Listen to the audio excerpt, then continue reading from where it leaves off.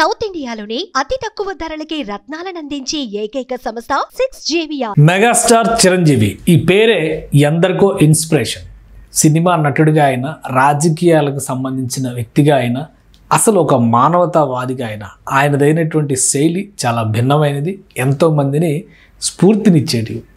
ఇప్పుడు చిరంజీవి గారు 70వ పుట్టినరోజు అంటే 70వ సంవత్సరంలోకి అడుగు పెడుతున్నారు. ఈ సందర్భంగా ఆయన తమ్ముడు, సోదరుడు, పవర్ స్టార్, ఇప్పుడు deputy CM of Andhra Pradesh Pawan Kalyan wishes చెప్పారు. ఏం చెప్పారు, ఎలా చెప్పారు చూద్దాం. ఎందుకంటే వీళ్ళిద్దరి మధ్య ఉండేటువంటి అనుబంధం, అన్యోన్యత చాలా డిఫరెంట్గా ఉంటుంది. సో పవన్ కళ్యాణ్ గారు అఫీషియల్గా రిలీజ్ చేసినటువంటి నోట్, విశ్వంభరునికి జన్మదిన శుభాకాంక్షలు. విశ్వంభరుడు అంటే తెలుసు, మొత్తం విశ్వం మొత్తం ఆవరించి ఉన్నవాడు అని. విశ్వంభర అని ఒక కావ్యాన్ని రాశారు డాక్టర్ సి నారాయణ రెడ్డి గారు. జ్ఞానపీఠ అవార్డు కూడా వచ్చింది దానికి. సో పవన్ కళ్యాణ్ గారు సంబోధించేటప్పుడు విశ్వంభరునికి జన్మదిన శుభాకాంక్షలు అని చెప్పని రాశారు. చిరంజీవి గారికి పుట్టినరోజు సందర్భంగా, మామూలు పుట్టినరోజు కాదు ఇది, 70వ పుట్టినరోజు అంటే సప్తతి. 70 అనేది చాలా ముఖ్యమైనది. మామూలుగా షష్ఠి పూర్తి అంటారు, ఇప్పుడు సప్తతి పూర్తి అనేది చాలా ఇంపార్టెంట్ సందర్భం ఒక మనిషి జీవితంలో. దానికి తగ్గట్టుగానే పవన్ కళ్యాణ్ గారు ఏం రాశారో చూద్దాం.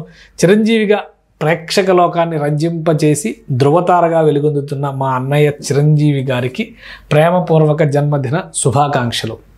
ఆయన తమ్ముడిగా పుట్టడం ఒక అదృష్టం అయితే, ఆయన కష్టాన్ని చిన్నప్పటి నుంచి చూస్తూ పెరగడం ఒక గొప్ప అనుభవం, వెలగట్టలేని జీవిత పాఠం.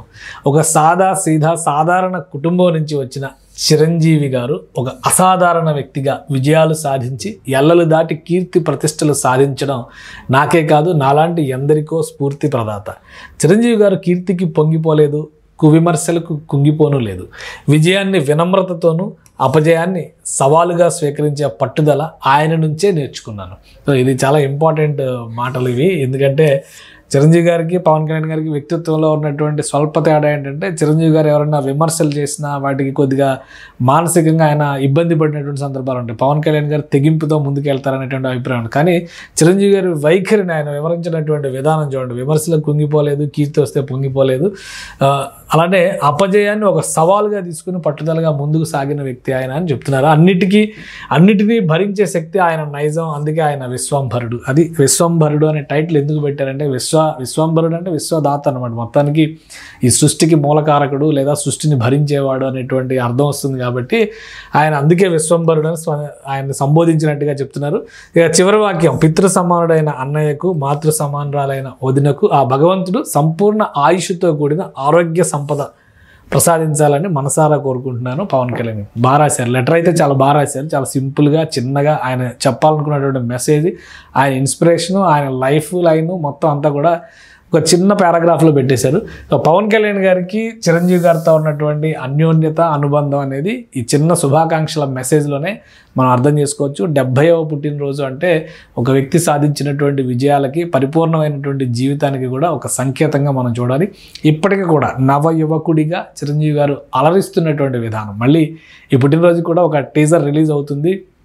ఆయన విశ్వంభర సినిమాకి సంబంధించి మోడర్న్ టెక్నాలజీ, ఇప్పుడున్నటువంటి యంగర్ జనరేషన్స్తో పోటీ పడుతూ మళ్ళీ కొత్తదనంతో చిరంజీవి గారు వస్తున్నటువంటి విధానం, నవ యువకుడిని మరపిస్తున్నటువంటి తీరు కనిపిస్తుంది ఆ సినిమా ట్రైలర్స్లో కానీ, టీజర్స్లో కానీ. పవన్ కళ్యాణ్ గారు చేసినటువంటి విష్లో కూడా ఫ్రెష్నెస్ కనిపిస్తుంది. సో ఈ సందర్భంగా సుమన్ టీవీ మెగాస్టార్ చిరంజీవి గారికి బర్త్డే శుభాకాంక్షలు చెబుతుంది.